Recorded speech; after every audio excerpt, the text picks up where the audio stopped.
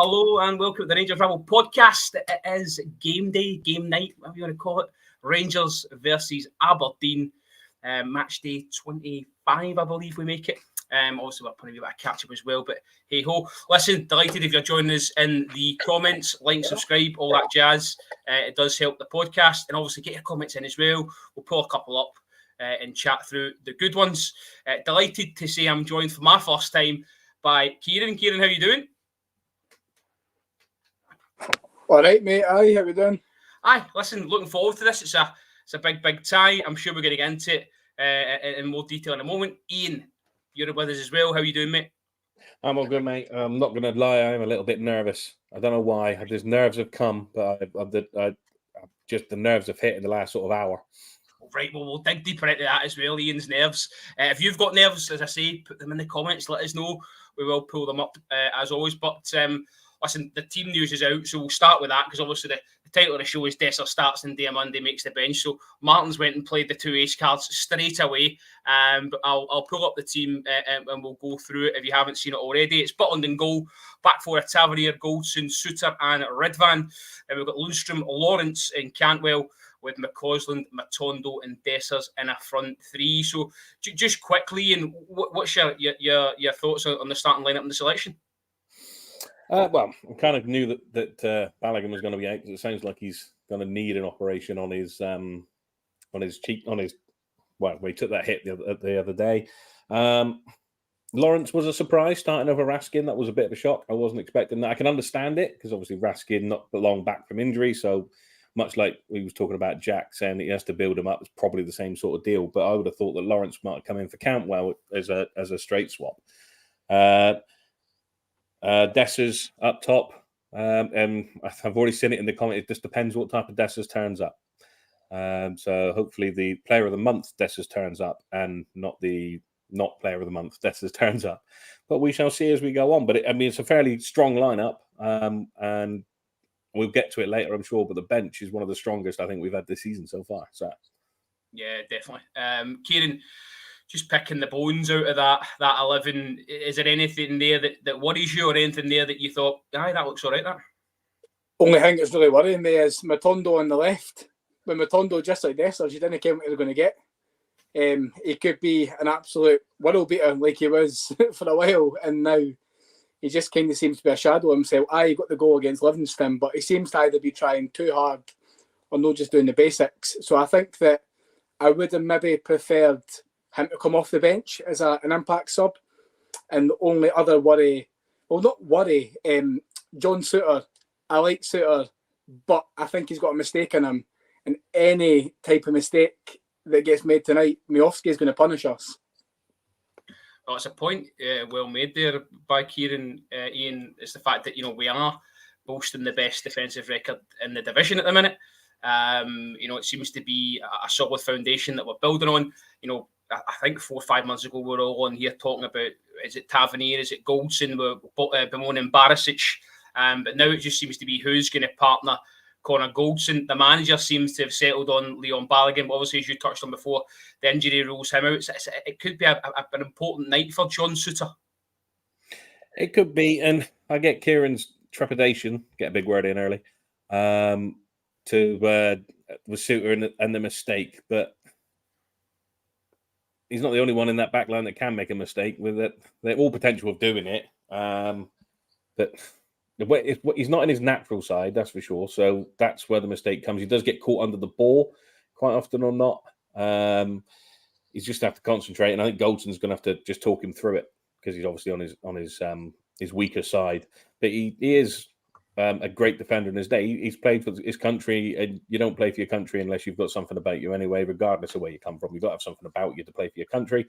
And we signed him for a reason. So he's got to get pitched in when it comes to it. At the start of the season, I don't think anybody saw Balogun as one of our first choice centre-halves. So, and we probably all had Suter, if he could stay fit, was the old prefix for Suter, to be one of those two main starters.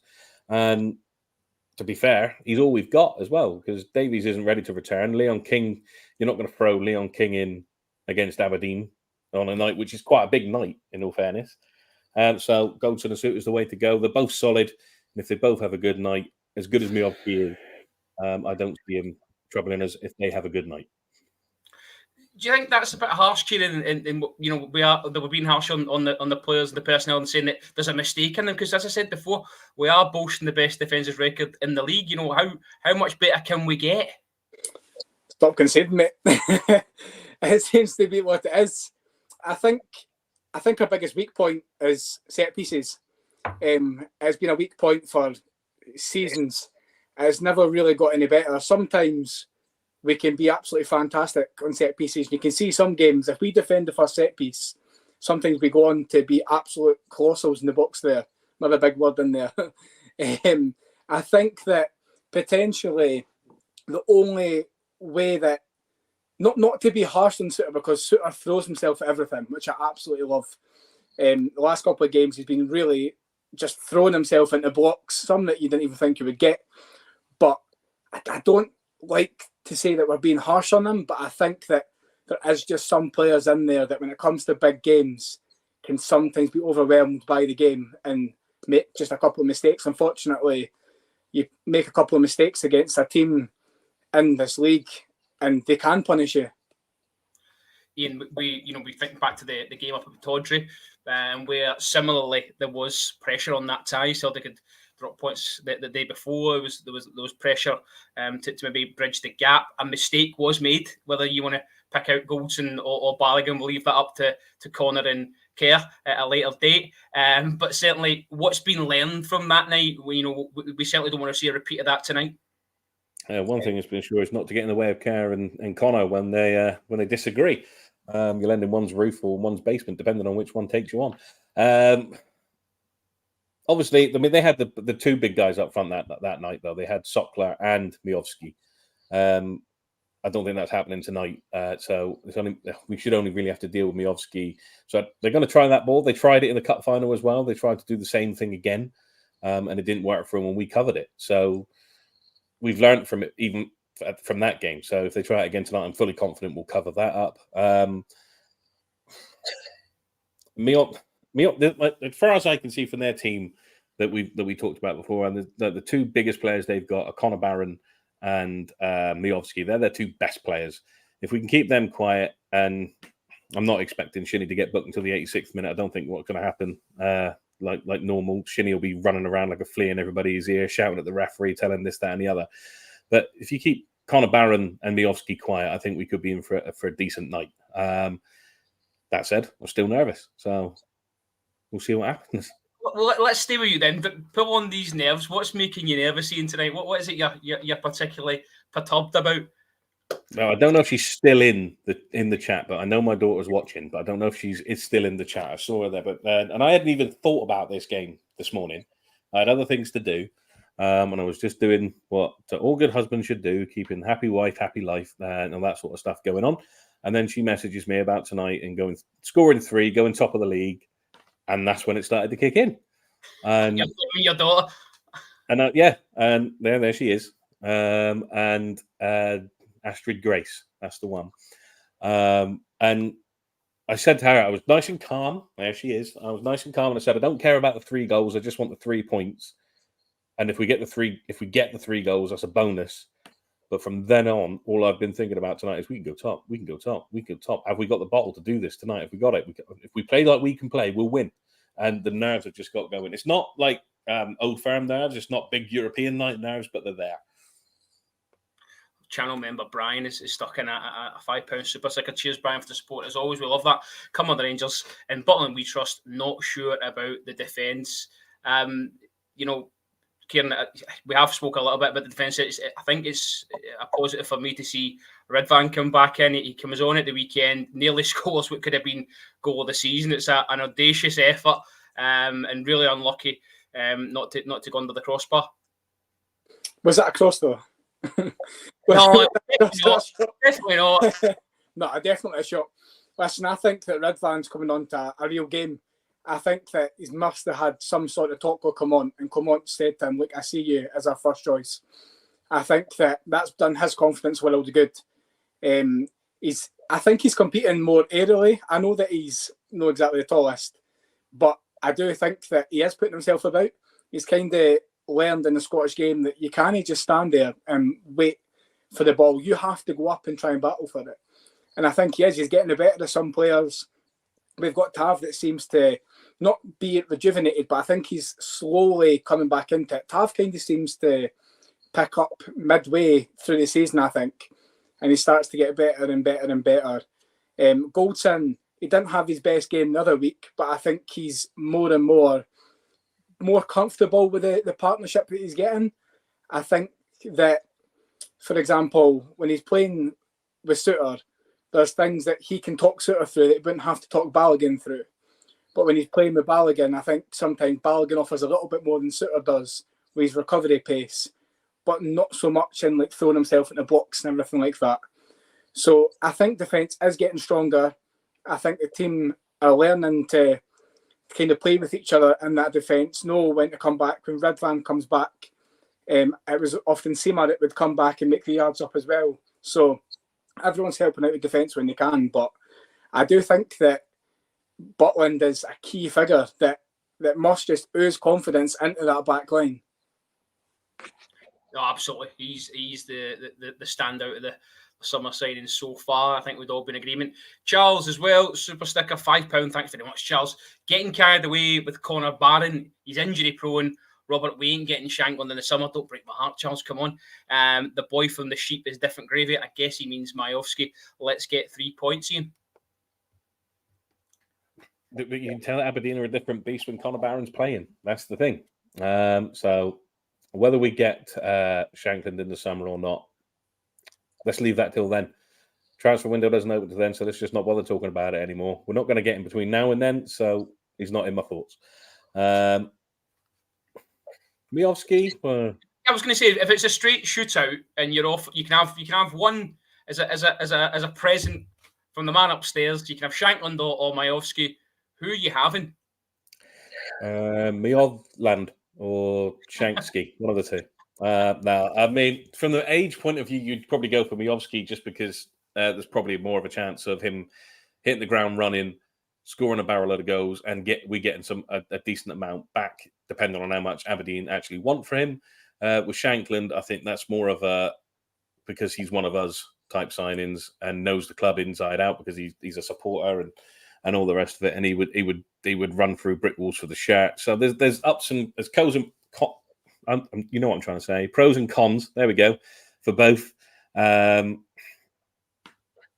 It changes weekly because, like we said, we do the SPFL show, and it changes weekly because Shankland can do nothing in a game like against Hibs and pop one in the corner, and Majowski, we all saw what he did the other day. But again, we're not talking about them too much because this is about Rangers and what we're going to do tonight. So right now, I'll go with Silva and Dessers. That's what I'll go with. Great shout. Absolutely great shout. Just on Silva, actually, Kieran.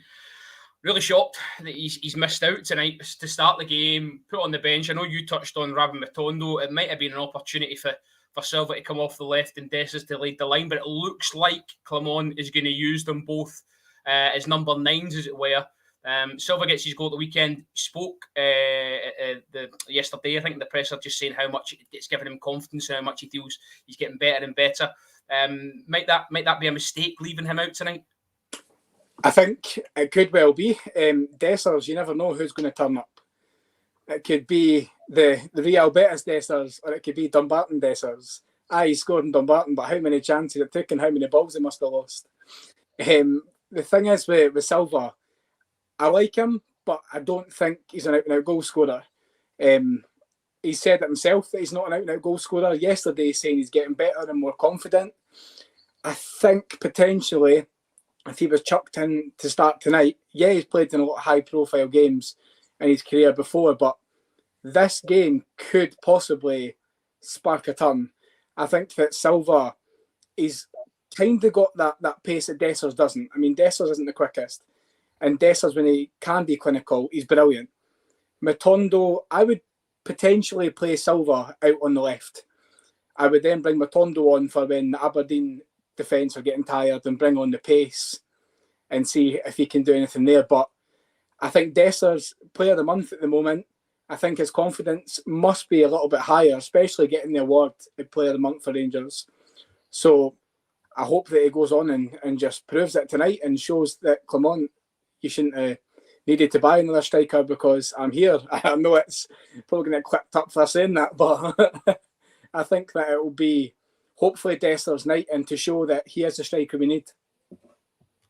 Ian, I don't want to go on to Cora Barron too much, but however, the midfield we've selected, John Lundstram is probably one of the first names in the team sheet these days, arguably the most improved player since Philippe Clement has come in. But then Lawrence and Cantwell as well, up against Barron, who we've mentioned, Shinnie and Clarkson, who's, Lewis said on the pod last night, is probably off the boil a little bit this season, maybe getting bypassed slightly, the style Aberdeen have been playing under the previous manager. So how do you see Lawrence fitting into this tonight? Exactly, like I said at the start when we went for through the team, that was a bit of a surprise that it was Lawrence for Raskin, because Raskin was that pit bull. He is a bit of a pit bull when he gets going and he likes to tackle. The thing with Lawrence, though, is he does like to shoot. And maybe early doors, get the ball to Lawrence, have a pop, make Aberdeen realise that, they're not just going to knock it about the edge of the box and try and get crosses in, they're going to shoot as well. So we're going to have to close him down, make space for someone like Cantwell who can run into it. If Aberdeen try to play to impress their new manager, that could open Matondo up as well. So there's a lot of the space that could potentially be opened up, and Lawrence being able to hit one from distance really is something that we lack at times. People are afraid to shoot, and he's not. I mean, I can't remember a game where he's not tried one from distance. So maybe that's an idea just to get Aberdeen thinking a little bit more, have someone who can do that. I mean, Cantwell can do it, but Lawrence is more prone for it. I think it's something that I've heard from a couple of players that the manager has been encouraging them to shoot on sight. I heard Raskin say it after his goal, and I've heard Lundstram saying it as well. So it's certainly something the manager's aware of. Charles is back in with another super sticker. This won't be an easy game. Don't underestimate the sheep. Okay, let's address it. They have got a new manager in Kieran. It's Neil Warnock, who we're all very much aware of, and I think as well we must say it's going to bring a bit of attention, for our English neighbours. I think the press have been full of it over the last couple of days. He is quite a well thought of character down south. We certainly know how he'll be instructing his team tonight. He'll be telling them to go out and enjoy it, but enjoy it by being disciplined. How do you think he's going to have? How much influence is he going to have, having only been in the door a couple of days? I think any team is kind of structured for a new manager bounce, but with somebody like Neil Warnock, his play styles aren't always exciting. He's going to bring the attention to the Scottish League, etc., because of his name, really, because kind of his stature. I think tonight he's going to he's just going to want them to be hard to play against. I don't see them coming out the traps. I think that Warnock, he's only had, 1 or 2 sessions with him. So I think it's going to be a case of him saying, keep your line, attack when you can, but defend. I think that his kind of end goal is going to be defend and catch on the counter if they can. I think that that's kind of how Warnock's style is. I think that he's also said he wants his team to have a bit of a laugh tonight. So I'm hoping that they don't really have that much of a laugh, especially at Ibrox. But they said that in his presser that he wants his team to have fun. He wants his team to try and have fun. So, I mean, I'm positive. He's not a bear at heart as well, isn't he? I'm sure he's a Rangers fan himself. I think he said he's leaning more towards the Rangers side from his time spent with Alan McCoist and winding up Alan Brazil is what I heard. Yeah. Certainly it does add a bit of spice. It makes maybe your nerves a little bit shakier in the sense that there's more pressure on us, but it's a great chance. The title race is on, and this is a real chance to put a marker down and say, here we are, and maybe heat the pressure on the other side for their trip to Edinburgh tomorrow night. Yeah, so 3 points is a must. That's the 3 points is a must. The 3 goals to get us top of the league, bonus if we get it. But the 3 points is a must because they are going to a very tricky place and somewhere where they've already dropped points this season as well tomorrow night. So, and we have to put that on them because we don't do it often enough, and they're not in a particularly great spell. So if we can win tonight, put the pressure on them, and maybe Sharknado 2 kicks off tomorrow evening after the game, Who knows? But what happens tomorrow night happens tomorrow night. The most important thing is getting those 3 points across the board. And I do not care if this ball is deflected on and Warnock just happens to have a toe on the pitch and it hits that and goes in and we win 1-0. I don't care as long as we get 3 points. The 3 goals will be a bonus, like I said. It is a massive night, and it has the potential to be a season. This is remember back when we did 55 and the Motherwell game when we were 1-0 down, time's ticking away, we won 3-1. That was a season-defining game, and I got the feeling that this could well be a season-defining game as well. And that is not helping my nerves now I've said that. Listen, I've been pulled up by Ian Barron saying it's a super chat, not a super sticker. So, listen, I've not done my NVQ on podcasts on YouTube, so I don't know my stickers from my chats, but I will try to get it right just for you, Ian. Both exist, though. They both exist, the super stickers and super chats. So this is a super chat, right? Super chat from Aldo. Neil Warnock loves sheep. I don't know if we can delve into that. It's not before 9 o'clock. I hope he means his new team. But certainly, thanks for that, Aldo. Cheers for the support, mate. I wanted to just come on to, pardon me, Ian saying that we need to, just win it 1-0, etc., Kieran. But, should we not be more confident that the first goal is going to be so important tonight to just get the crowd calmed down? Because I'm sure it's not just Ian that's feeling the nerves, and also maybe just quieting Aberdeen down as well. Definitely. I think that we need to try and get an early goal, settle the nerves a little bit, especially with Ian. I think that we definitely need to try and settle the nerves. I think that a 1-0 game, I don't think that would be so much season defining for us. I think if we go out there, make a statement and prove that, yeah, the odds are on us here, but we go out and put on a show and we play really well or even play half well and still get a good result out of it, the 3 points is a must. And I'm hoping that's what Clemente is saying. Forget about this new manager bounce. Forget about where we are in the league. He keeps reiterating it's a marathon, not a sprint. He's taking game by game. And I hope tonight he just says, keep playing how he's playing. Go out, get the 3 points, but put on a show for the crowd. And I hope that's what we do. I think we will. I say maybe I'm too chill. I don't know what it is. I've had no nerves play about the podcast and having the game tonight.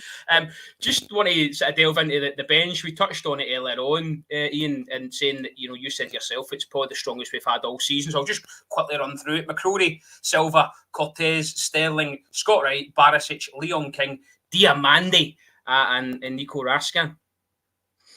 Yeah, I've seen a few comments asking where the new players are. Well, all 3 of them are on that bench. Silva, Diomande, Cortez, all there, ready to come on and make an impact if needed. Way to make yourself a hero, isn't it? We need something, come off the bench and supply either an assist for a winning goal, score the winning goal yourself. Maybe there's a script in this tonight. Who knows? We will see. What's Brian saying? Aberdeen honking for a few weeks, been on a great run. He's true. He's true. I mean, I think the nerves I built my own nerves up, Brian, to be fair. So, just enjoy the chat, stay in there. But there's that new manager thing in it. But now the bench, we have got a very strong bench tonight. You'll probably see Scott Wright at some point. The manager seems to like him coming off the bench. And going back to it, I mean, you could have the potential of actually having Matondo on the left-hand side and then bringing Silva on later to take him place with Dessers up top. Whether the manager sees it like that, who knows? But there's potential for that bench to actually be game-changing, which isn't something we've been able to say quite a lot this season because of the amount of injuries we've had. So it's nice to see the bench is getting stronger. So who can make the impact? We'll see. Well, just on making an impact, we saw at the weekend, Kieran, the Colombian Cortez coming off the bench to a rapturous applause, and he was involved down that left-hand side. It's a ball in, and Silva creates like almost a scissor kick, just goes past the post. People seem to be impressed with the small sampling that we've seen. Is he going to be the next Colombian we fall in love with? Oh, I didn't say that. I'm still hurting over the last one. No, I think he was really tidy about his work when he came on. It took him a while to get the ball. It kind of looked like we were waiting for him to get into the atmosphere first before we gave him the ball. But I think that he done really well. He was quite neat. He was linking the play up. He was taking boys on. I think that I'm hoping that he's the next Colombian we fall in love with. I'm not hanging my hat on it, Robert, because I don't want to be hurt again. But I think that he's going to be a good player for us. I think that he showed he's quite big as well. I think he's not going to be very easy to knock off the ball. I think he's going to be, once he's trained with the teammates more, I think he'll be more in tune. But I think that he's going to be a really good signing for us. I've got faith in the 3 new signings. No, I think it's a great point you make about his physicality, because we heard Silva as well, Ian, saying, he was asked and pressed about the Scottish game, and he said, how physical it's been and how, little space he's had. So, having that physicality, Cortez could stand him a good stead for the remainder of the campaign. Yeah, I mean, we all know that Colombians can be quite physical on the ball. Maybe not quite as physical as the last one we had. That'd be quite nice. But, yeah, I mean, again, it was a small sample size. But it looked impressive from what I saw of him. I actually had to catch up on the game. I didn't see it at the time. I've had to watch it back because I had to go and save someone at the weekend, so I couldn't watch the game.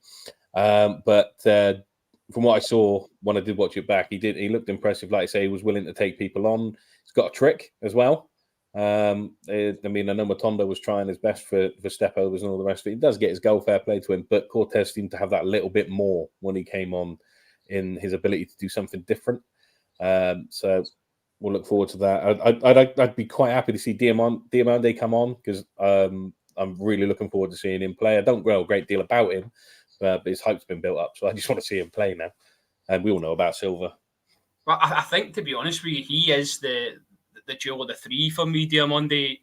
Coming from Northern Tour, it's been no secret they hone young talent, and they seem to punt them on for vast sums of money. We've got this boy that looks like a steal. I know there's a couple of lads on the Rabble that play a lot of Football Manager, and they're very excited about this kid. What I will say is, I saw the wee video, Kieran, when he was leaving Northern, and they really rate this boy highly. Obviously, vice captain as well. Played almost 100 games for them at such a young age. So I think we've got it's a real shrewd bit of business by the club, and I'm hoping we get to see at least 10-15 minutes of him off the bench tonight. Yeah, he looked quite happy when he came on for the wee round of this applause that he got just at half time. I think once a club takes to a player and shows them that love straight away, they immediately kind of not get what it's about straight away, because it takes a while to get what it's about. But I think that the way that his ex-teammates hold him in regard should speak for itself, especially being vice-captain. That team's got a good track record at developing players. Look at Kudus at West Ham.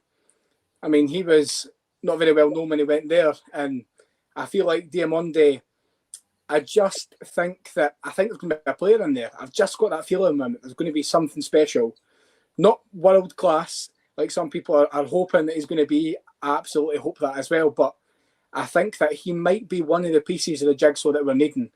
I know the YouTube reels are kind of cliche because Sam Lammers looked good on YouTube, but I think looking at his reel and highlight reel and hearing about what other players think of him, I think that we have really got ourselves a good one. No, and I agree with you. So as I say, hopefully we're in a comfortable position later on in the game, and we do get to see a bit of Diomande. Surely, I know Tom Lawrence probably won't get a full 90 either, so there's room for someone to go on with us, Raskin or Diomande. We'll have to wait and see. Ian, Sterling, let's talk Dujon Sterling, because I feel like he's been unlucky tonight to miss out. Played out of position in Paisley, really come to fruition. Just that, from the Betis night onwards, really, and is his versatility going to be his Achilles heel, really? Yeah, it looks like it's going to be like that. He's unlucky, but we kind of always knew that once the midfield players started to come back, that he would drop down the pecking order in the midfield, because that's what those midfielders are there for. So the likes of Raskin, we were always going to bring him back in. Lawrence, when he gets fit, you're going to want him back in. Even Ryan Jack, when he's on his game, Ryan Jack is one of the best Scottish midfielders in the league. So he was always going to lose his spot. Remember that he was brought in to be the cover for Tav. It's difficult because he took that role in the middle of the park so well. Not so much when they popped him out on the left-hand side. He looked a little bit lost fish out of water type of thing. But in the middle of the park, if he lost the ball, within seconds he would get that ball back. He was a little terrier in the middle, but then maybe he could do that tonight. I mean, if things aren't going quite the way we want it to go. We take off a Cantwell, we take off a Lawrence, and we bring Sterling on to do that role. But in the grand scheme of things, he was always going to sort of slip back down the pecking order of midfielders, because that's not what he was brought in for. And at the time, he was put in there because needs must, and he was all we had left, pretty much. Paul's coming with a good point, actually, Kieran. I'll come to you on this. He says, Robert, what do you think of Cantwell? Kind of game Cantwell have tonight? He's up to his numbers the last month. It was a bit of a debate, actually, last night on the phone-in. I don't know if any of you guys in the comments have caught up with it, but Raskin and Cantwell, the last 6 months of last season were, revered for what they'd done. And then they seem to be splitting opinion at the moment. But I thought his goal at the weekend was superb, and arguably the goal of the day. Well, both of them are coming back from kind of long-term injuries. It's going to take a while to get back to the speed that they were playing before. I think that Cantwell, he's no hit the heights that he was, I don't think, but he's coming up with goals. He's coming up with something different. He's taking players on. He's not afraid to take one for the team and get fouled in an attacking position. I think he does a lot of stuff off the ball. I don't think he plays as a usual number 10. I think he does things different than normal number 10s do. The way that he kind of drops back and wants to link with the play, and he's no scared to go forward with the ball and drive. I think that tonight, Cantwell, I think he'll have a good game. I do. I think the team themselves are in that momentum that I think that players are going to have a good game. I think that he will be up for it. The only thing that gets me is if Shinnie clips him early, if somebody smashes into him, is he going to react? Is he going to take that yellow card? Is he then going to walk a tightrope? Is he going to do something stupid? Is he going to let it get in his head? He needs to block all that out, and I think he'll have a good game tonight. Actually, Ken, it's a point you touch on, because Neil Warnock's probably known for digging out players on the opposition team and maybe targeting them in. So, I think Todd Cantwell has been played really well the last few weeks. I thought since his goal at Easter Road, by the way, before he scored that, I'll hold my hands up. I was shouting in the group chat, he's offering nothing tonight, blah, blah, and then he puts that in. And I think he's actually went on for there. We've seen a real, I think, focused Todd Cantwell since the winter break. I think Clement spoke about getting the players away in January and getting some more one-to-one time with them. I think certainly Todd seems to be benefiting from that. Yeah, I was with you with the Hibs game. I was for whipping him off, get him off. Don't even wait till half time, just get him off. And then he got in. It looked like he'd done his. At that point, he got the injury, and I was like, right, just get him off now. Don't even wait. And then he pings one in, which Todd can do. He's done it more than on one occasion. I think the first half of the season, I don't think it was fully this, but I think there was a part of it that he had such a good 6 months after signing that maybe in his head he got a little bit bigger than he thought he was, and the way Beale was and all that sort of stuff. And then it's taken a proper manager to reel him back in again, which has happened. And now we're beginning to start to see the Todd that we had last season, the last 6 months. That goal at the weekend was just a thing of beauty, and for everyone that would have brought the plates out, just so you know. Your dog, be careful. Yeah, I know. I've already my budget and plates this already in 2024. But if he keeps going on the way he's going, his arc for his performances is only going to get better. And I think he, like Kieran, I know he's worried about getting the hit in the tackle, but I think he enjoys that part of the game. I think he really does enjoy the battle. Sometimes he can react a little bit stupidly, granted, and we just hope he doesn't do that. But he should have screwed the nut now. He should realise that if he does something stupid with Clement is not afraid to go, right, you off now. Which I haven't seen, and this is weird, I haven't seen since Stuart McCall and David Templeton, when he out of a challenge and he just went, you off. So it's nice, it's refreshing to see, and sometimes players need that. So hopefully he's screwing the nut now and we'll get the best out of Cantwell and a performance that we deserve to see from him. Absolutely. We will, I'm conscious of time, obviously it's an 8 o'clock kickoff, so go for another couple of minutes, get your predictions in the chat, but just want to quickly, if we can, Kieran, just touch on Nico Raskin, because I feel like he's dividing a lot of opinion. I just saw a comment from, I think it was Buffalo Alberts, where is he? Let me just pull it up. There he is. Jury's still out on Raskin for me. A little bit harsh. A wee bit. I think that Raskin's a brilliant player. He's got potential to be a brilliant player. I think not fans turned on him, but when he started coming out with the comments already that he sees himself as eventually a Premier League player and wants to play for Chelsea, it's great having ambitions, but I didn't tell that to the press. Keep that in your as well. Keep that in your wee thoughts jar. I think potentially he is part of the heartbeat of the team. I think that he's got that defence split and pass. I think that, like you were saying before, a wee terrier in midfield like Sterling, Raskin can fly at some tenacious tackles. He can. He's no scared to take the ball. I think that he's a really good player, and I think that it's no that the word harsh. I couldn't think the word I was thinking there. I don't think it's harsh. I think that it's just a split opinion, and he needs to realise to get himself back on side. He's doing well after his injury, but I think he needs to show more. I do. Yeah, I would agree. I think, you don't make it at this football club on the back of 6 months, as John Lundstrom well knows.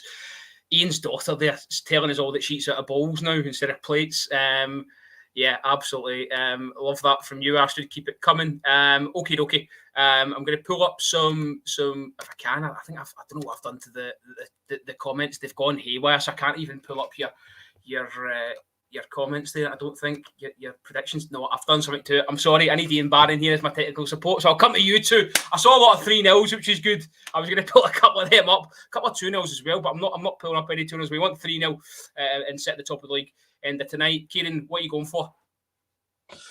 I'm going to have to go for the 3-0. I'm going to have to go for a Tav set piece.